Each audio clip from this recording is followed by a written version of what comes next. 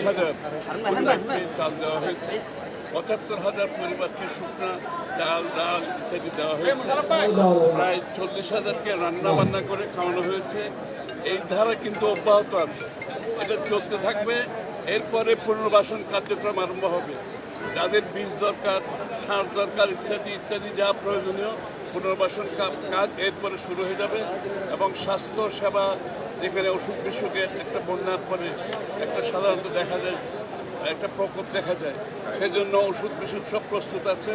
কোনো রোগ, কোনো সংক্রামক কোনো কিছু দেখা দিলে তার জন্য সরকার সম্পূর্ণভাবে প্রস্তুত আছে। সুতরাং ইনশাআল্লাহ চিন্তার কোনো কারণ নাই, সর্বপ্রস্তুতি নেওয়া আছে এবং কাজ অব্যাহত আছে।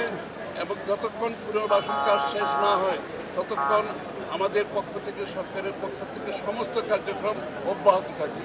সবাইকে